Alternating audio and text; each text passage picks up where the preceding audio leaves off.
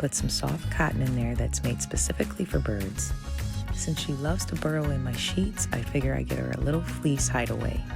I also picked up some more pesticide-free branches, and I made sure to clean them twice. What used to be her old enclosure is now a ground for foraging. I didn't have the heart to take it down because I wanted her to still have a safe place while adjusting to her new home. I also stopped by Home Depot to pick up a couple of storage bins. This was perfect for her food. I also got a larger tote for her food to fit in along with her other things. And this is the final look.